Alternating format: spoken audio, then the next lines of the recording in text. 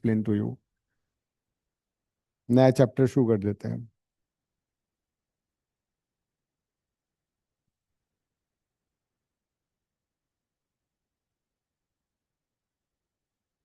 Wave optics.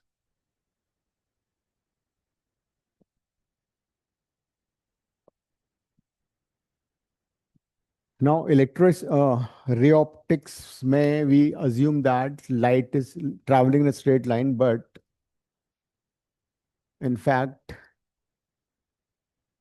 there was a scientist by the name of Huygens. He proposed that light is of wave nature. इसका नाम है Huygens, and he didn't publish his paper for 20 years. Because that time, Newton was very popular, and Newton proposed that light is a particle nature. Light behaves as a particle, and he could explain some phenomena like, reflection of light on the basis of particle nature of light. Refraction of light also he could explain the basis of particle nature of light. But he could not explain interference of light and diffraction of light.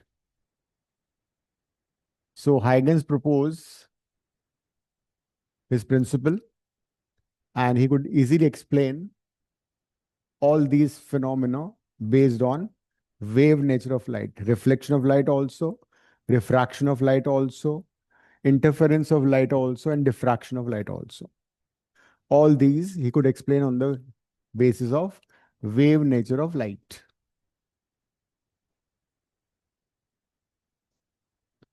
Then again, there are two phenomena which are in modern physics. One is Compton effect. It is not in your syllabus. Then you have photoelectric effect. ये है dual nature. So these two phenomena could not be explained on the basis of wave nature of light. They failed. And they are again explained on the basis of quantum theory or particle nature of light.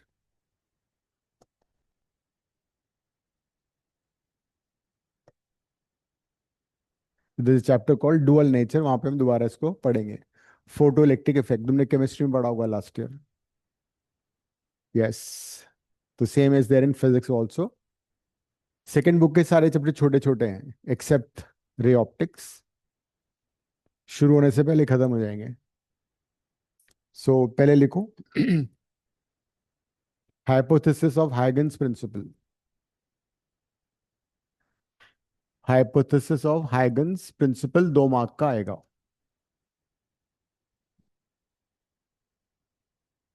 First,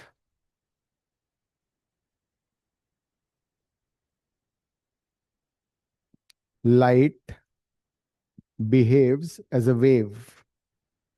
Light behaves as a wave, or you can say, or light is of wave nature. Light behaves as a wave, or light is of wave nature. ये पहला hypothesis था Huygens का.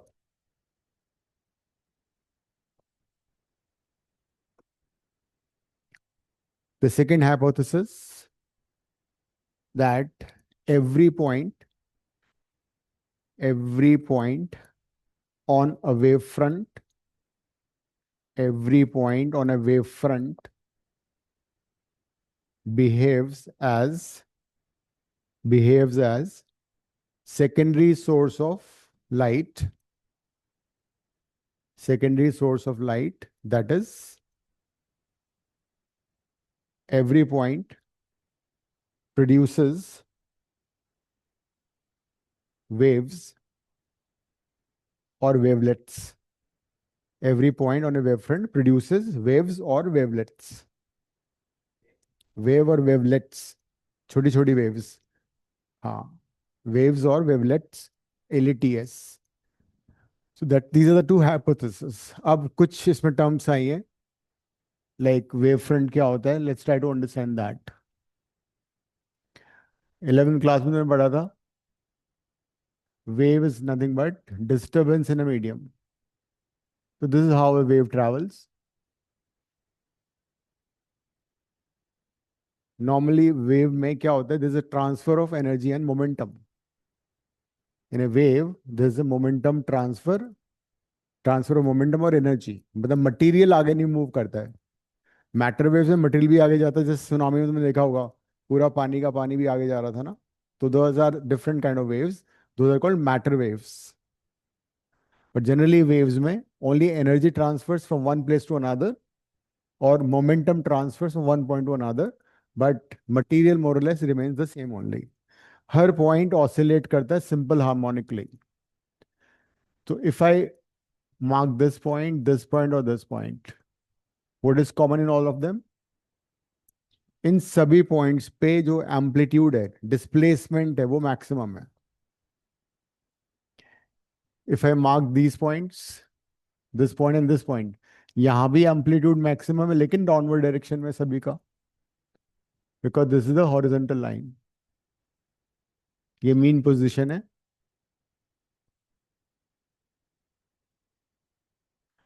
इस point पे जरा देखो, every point is at zero displacement from the mean position.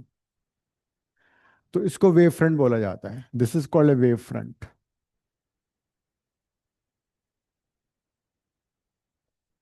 Wave front का मतलब है locus of points where each and every particle vibrates in the same phase. पहले डायग्राम बना लो. इस चैप्टर में न्यूमेरिकल्स बहुत ज्यादा नहीं है, थ्योरी बेस्ड है.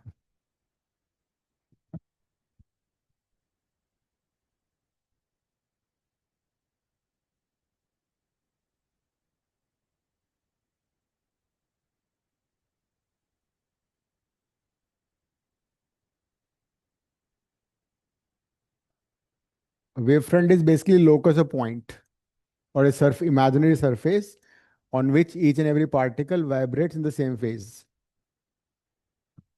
तो पहले डायग्राम बनाओ फिर इसकी डेफिनेशन लिखेंगे.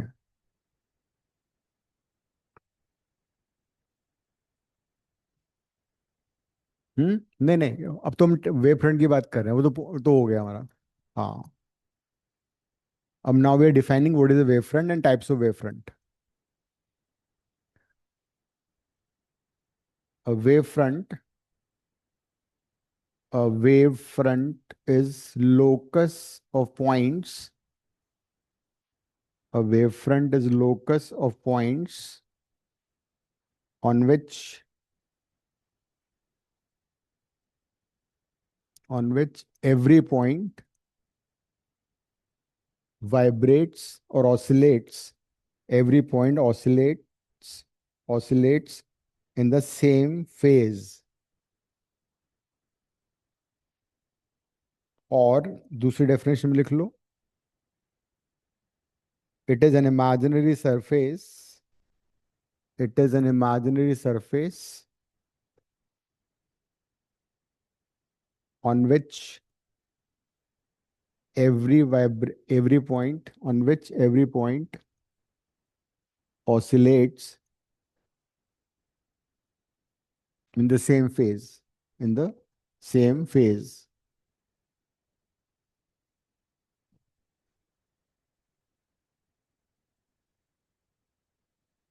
Next, we go types of wavefront. Types of wavefront. तो ये जो मैंने बनाया है ये है plane wave front.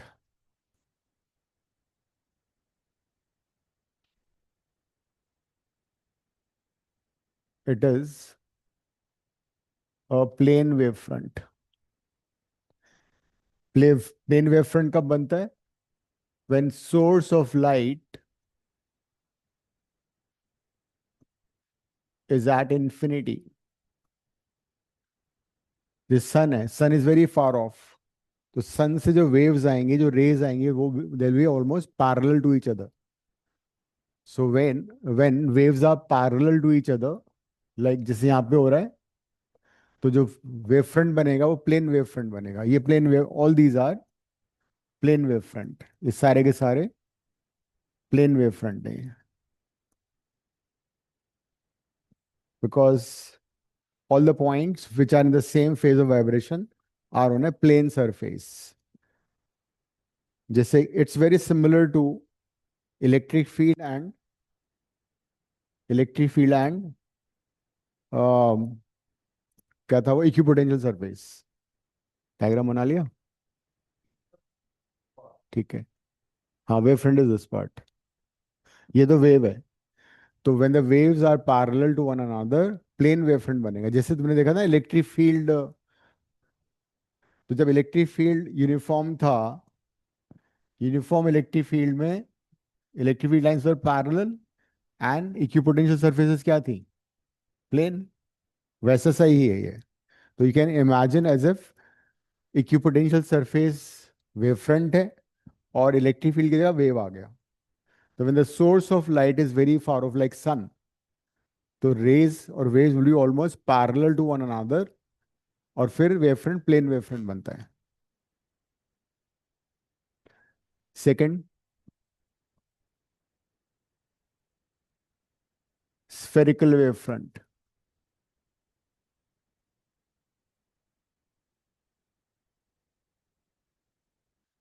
Spherical wave front कब बनेगा? जब सोर्स ऑफ लाइट होगा पॉइंट सोर्स ऑफ लाइट.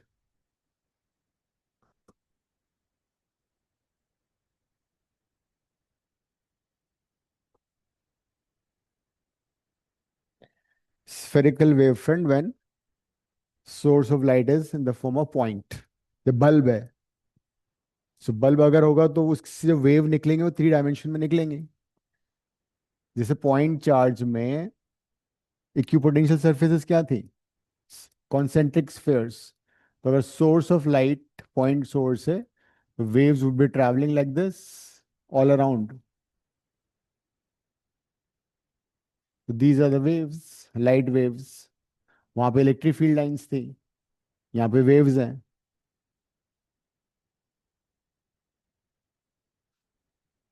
तो वेव फ्रंट क्या बनेगा? Wave front would be in the form of concentric spheres.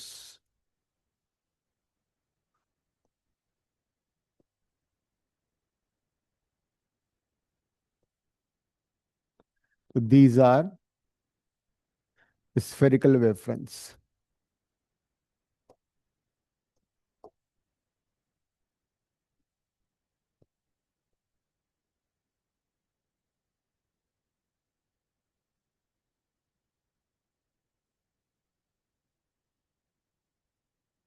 तो जब source of light point source होगा उस केस में concentric spheres would be spherical wave front.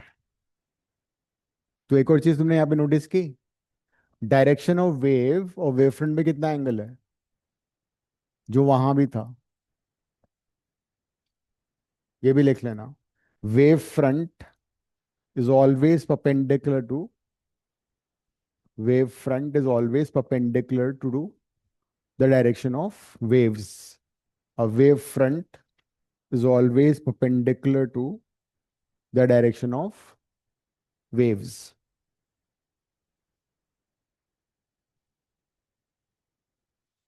तो एक बार रिकैप कर लो. हमने सबसे पहले हाइगन्स प्रिंसिपल किया, उसकी जो पॉस्टुलेट्स हो गई वो याद करनी है. उसके बाद वेव फ्रंट की डेफिनेशन वो याद करना है. उसके बाद हम आगे टाइप्स ऑफ वेव फ्रंट पर 2 टाइप के वेव फ्रंट कर लिए, एक और बचा है अभी.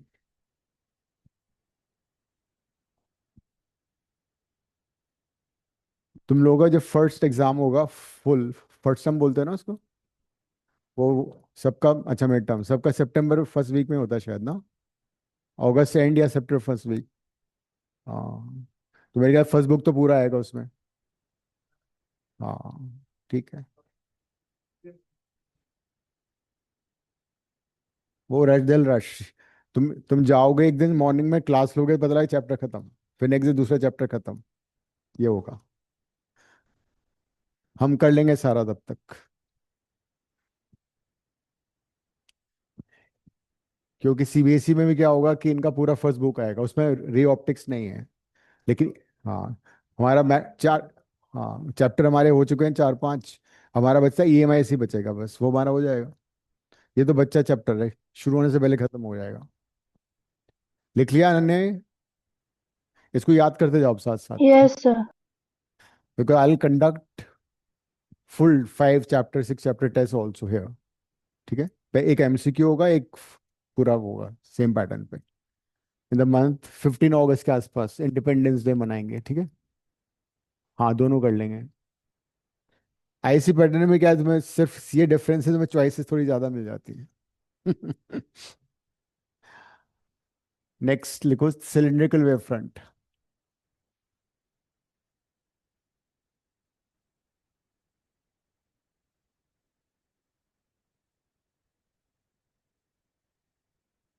तो अगर source of light line source होगा, जैसे ट्यूब लाइट है, लाइन सोर्स और लीनियर सोर्स ऑफ लाइट,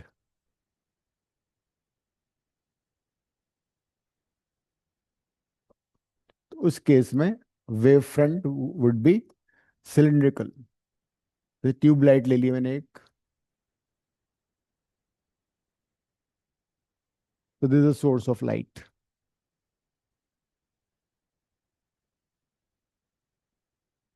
बात है ना, जितना सिलेबस तुम्हारा जल्दी खत्म होगा, you can take, like you can finish your entrance also ना. जनवरी में तुम्हारा एडम हुआ है सबका, जेई का. तो you can focus on that also. So when you have cylindrical source of light, waves her point से ऐसे चलेंगी, है ना, रेडियली आउटवर्ड.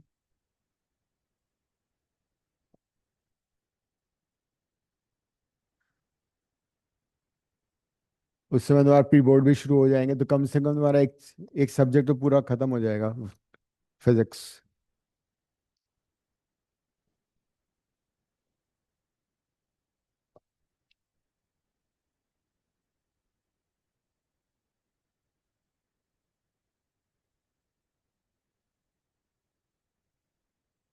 तो कोएक्सियल सिलेंडर्स बन जाएंगे,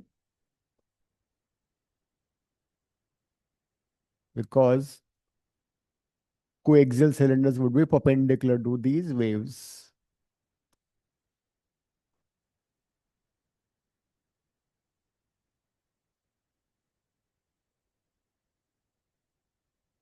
So wavefront would be coaxial cylinders.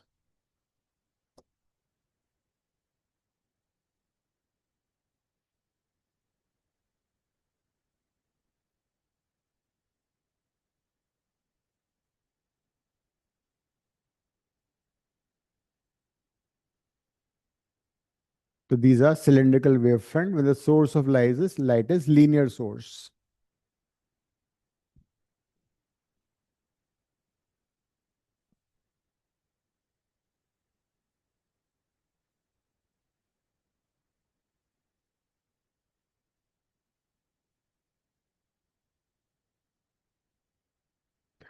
Then there'll be a question of 2 mark. It could be some irregular, wavefront also. अगर source of light irregular shape का, तो वैसे wavefront बन जाएगा. There'll be a question of 2 mark, like using Huygens construction or Huygens principle, find position of new wavefront after delta t time. लिखो, question लिखो, question के form में लिख लो ये. Using Huygens principle, using Huygens principle, find position of find position of new wave front, position of new wave front using Huygens principal.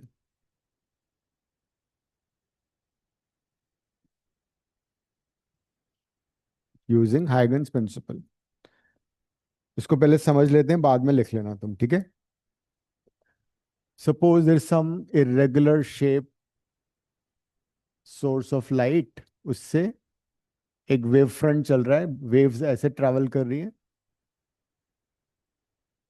तो this is the direction of propagation of wave. Wave is traveling left to right. AB is position of initial wave front.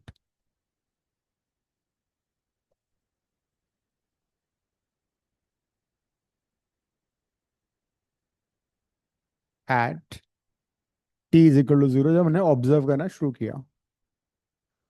अब हमें ये पता करना है कि delta t time के बाद नया वेव फ्रंट कहाँ होगा। तो according to Huygens principle, every point on a wave front behaves as secondary source of light. ठीक है, मतलब इस वेव फ्रंट के हर पॉइंट से वेव्स निकल रही हैं, तो उन वेव्स की स्पीड क्या होगी? Same as speed of light.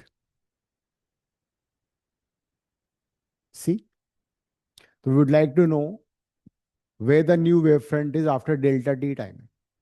तो डेल्टा टी टाइम में लाइट कितना ट्रेवल करेगा? Light would travel a distance which is speed into time. तो लाइट इतना ट्रेवल कर लेगी। ठीक है, so A B is initial wave front. In order to know the final position of the new wavefront, the distance covered by the light would be c delta t. So what we do is we take few points on original wavefront, because according to Huygens principle, they would produce secondary wavelets or secondary waves। तो जो wave चलेगी वो कितना travel करेगी? C delta t. तो हम c delta t के spheres construct करेंगे यहाँ पे। Will construct spheres of radius c delta T.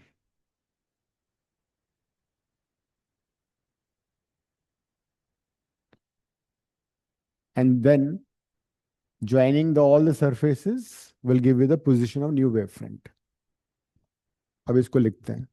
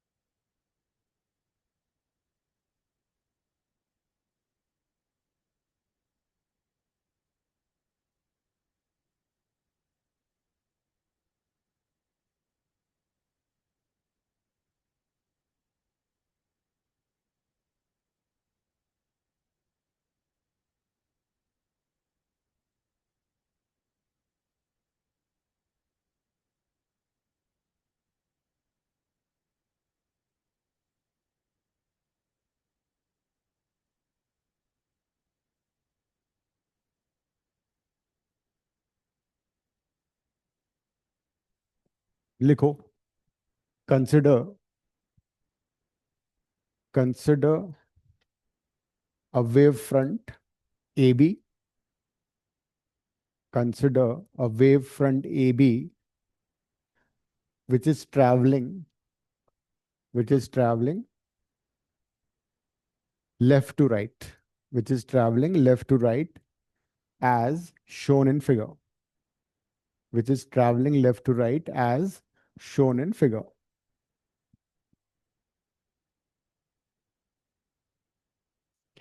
आगे लिखो, using Huygens principal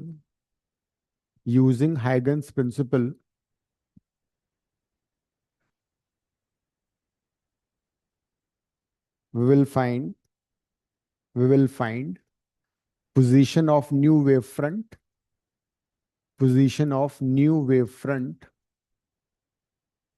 after delta t time. We will find position of new wavefront after delta t time. ठीक है,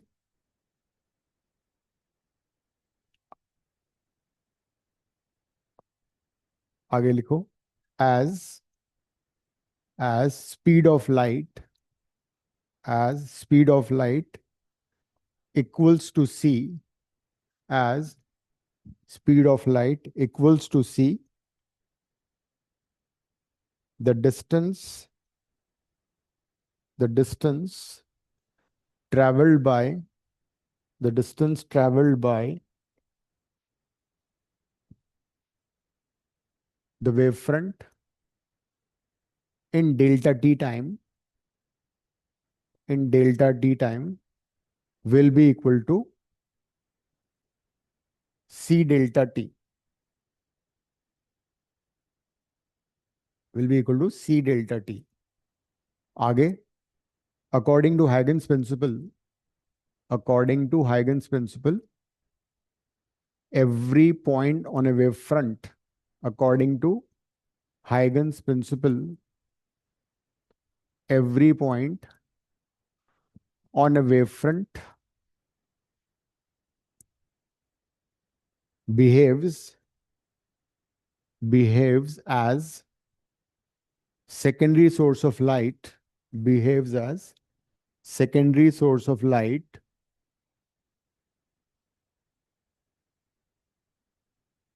so to find the position of new wavefront, to find position of new wavefront, we construct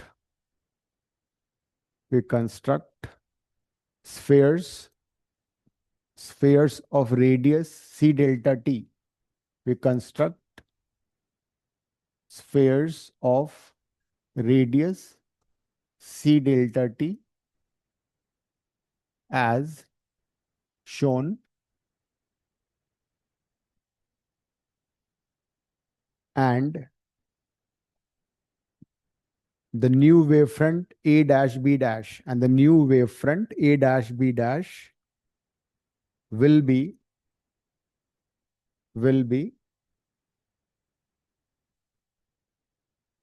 the tangent will be tangent to these spheres, to these imaginary spheres on the right side of the original wavefront.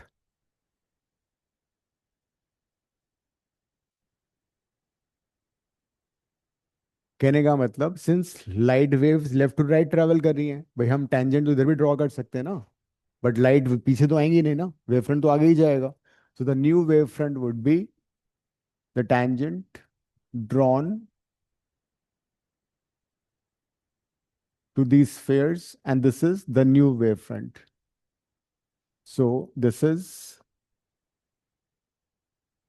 new wave front a dash b dash after delta t time. So this is worth 2 or 3 marks. So that's how we can find position of new wavefront using Huygens principle. 2 का भी आ सकता है, 3 का भी आ सकता है, board में आएगा 2 मार्क का आएगा, स्कूल एग्जाम टेस्ट वेस्ट में 3 मार्क का भी आ सकता है. और जरूरी नहीं कि ये इरेगुलर शेप का, they might give you draw find position of new spherical wavefront, तो तुम इस वेवफ्रंट की स्फेरिकल वेवफ्रंट करोगे. ठीक है, क्वेश्चन में ये भी आ सकता है, find position of new spherical wavefront, तो तुम क्या करोगे, इन द बिगिनिंग एक स्फेरिकल वेवफ्रंट ले लोगे. और क्वेश्चन में आता है Using Huygens principle, construct new spherical wavefront after delta t time. तो you start like this. फिर क्या करोगे? वही कहानी. Construct spheres of radius c delta t, and then new wavefront will be tangent to this. Plane wavefront आ सकता है. That find position of a plane wavefront after delta t time. फिर क्या करना है? एक plane wavefront ले लो, AB, draw its spheres. तो जो नया wavefront बनेगा वो भी प्लेन वेव फ्रंट बनेगा, ए डैश बी डैश. सारी कहानी वही लिख देनी है. और कुछ मेंशन नहीं है, draw irregular shape wave front.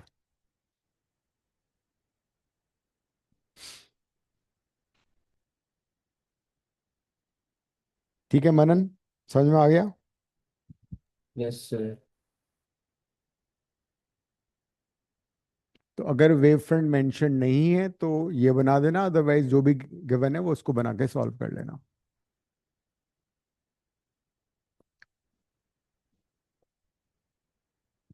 Suppose you have a, ये कौन सा मिरर है? कॉनकेव. इस पे एक प्लेन वेव फ्रंट इंसिडेंट है. Suppose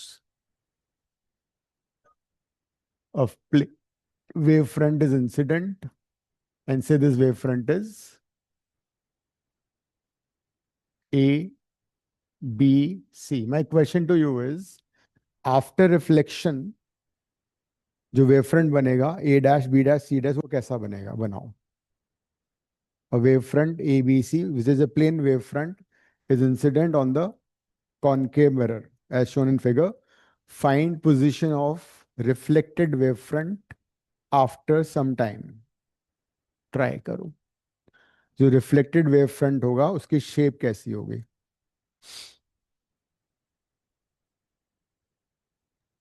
The question is find position of new wavefront. Find shape and position of reflected wave front. Okay.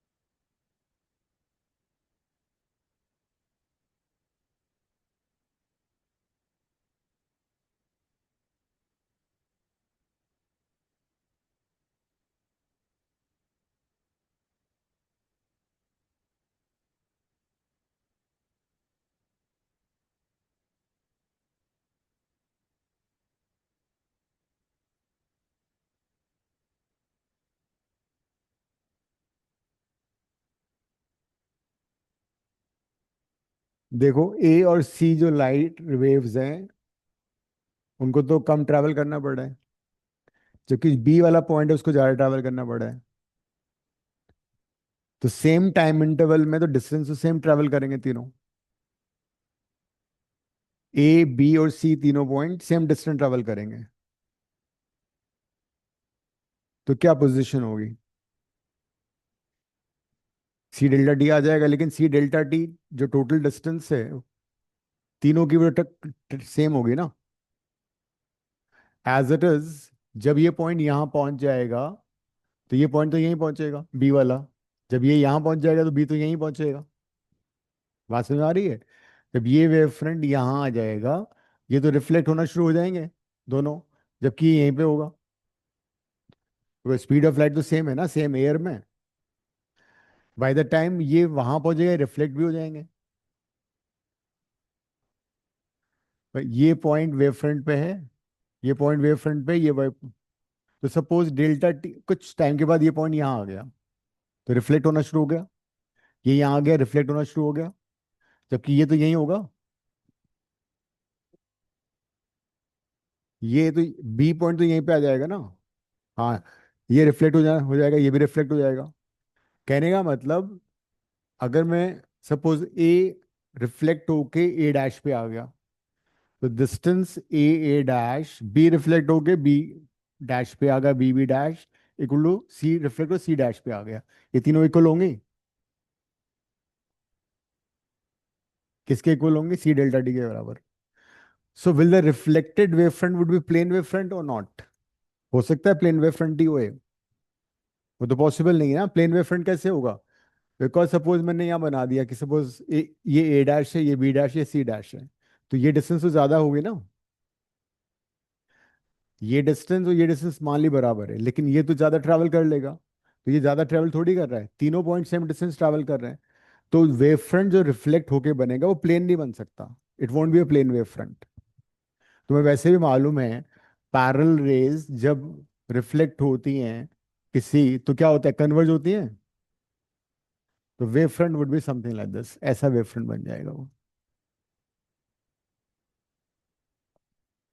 So the reflected wave front will be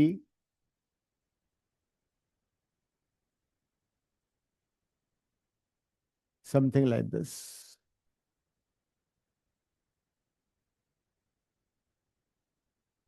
At this point, I can mark as A dash. This I mark as B dash, and this point would be C dash.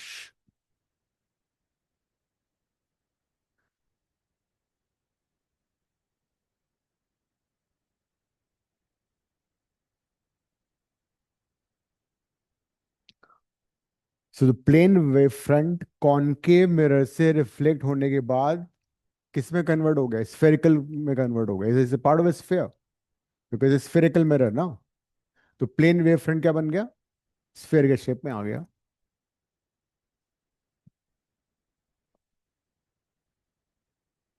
Similarly, अगर कोई convex mirror होता फिर बताना क्या होगा?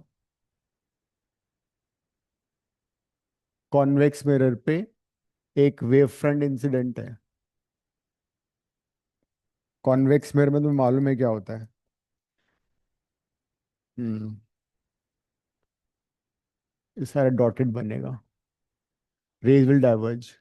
Suppose a plane wave front a b c is incident. Tell me what will be the position of new wave front?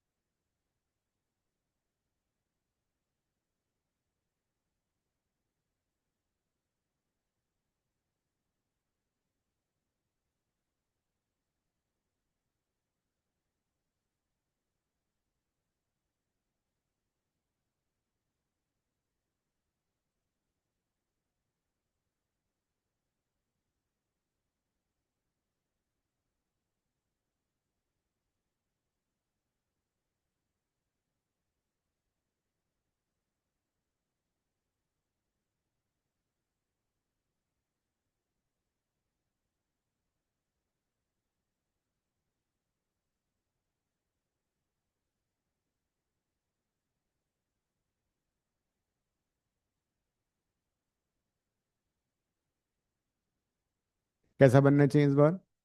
तो उसका बड़ा सिंपल सा तरीका, पहले रिफ्लेक्टेड रेज बना लो, अपने आप में आइडिया लग जाएगा। Draw reflected raise. Reflected ray would be diverging. तो जो शेप बन रहा है,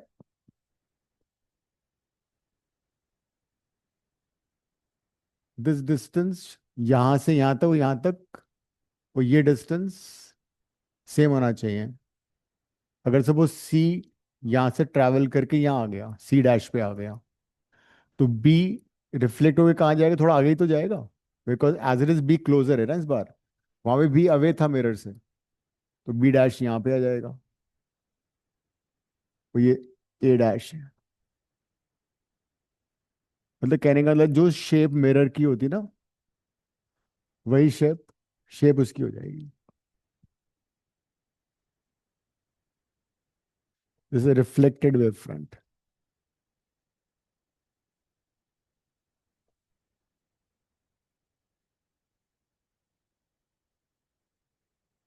And this would satisfy all the time.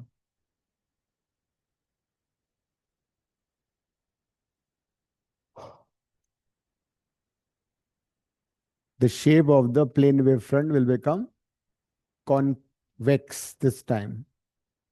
Previous case में बन गया था कॉनकेव. लेकिन अगर ये मिरर की जगह लेंस होगा तो फिर क्या होगा? बन गया, डायग्राम बना लिया, हो गया खत्म. अनन्या,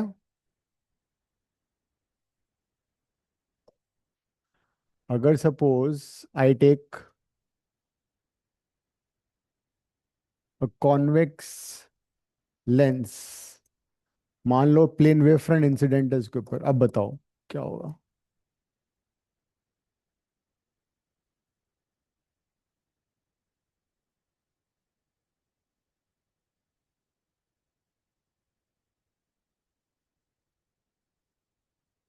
शेप बताओ सिर्फ. Will it be plane, will it be convex, will be concave? Hmm. इस साइड में रिफ्रैक्ट होगा इस बार ना. कौन सा पॉइंट कम से कम कम ट्रैवल करेगा? Speed of light decreases in a denser medium. B point ज्यादा डेंसर मीडियम में ट्रैवल कर रहा है तो उसकी स्पीड कम होगी, वो कम डिस्टेंस ट्रैवल करेगा. सी और ए ज्यादा डिस्टेंस ट्रैवल करेंगे. सी और A will travel more, B will travel less. तो अगर बी यहां पे आ गया तो सी ज्यादा ट्रैवल करेगा, ए ज्यादा ट्रैवल करेगा और सी भी ज्यादा ट्रैवल करेगा.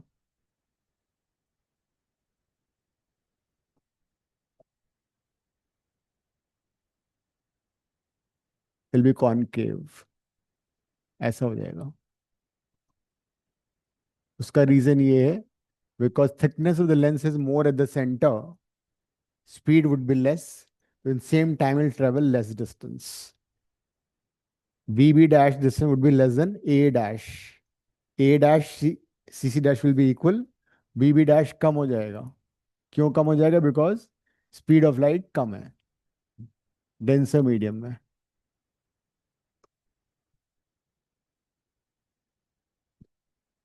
C, speed of light in a denser medium becomes C by mu.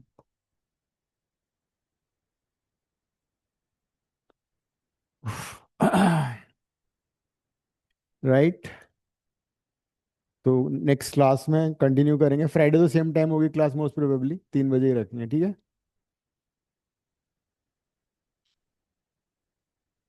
Class के बाद. पहले दे दो. है. हाँ. Right, ending the class, Manna. Yes, thank you, sir.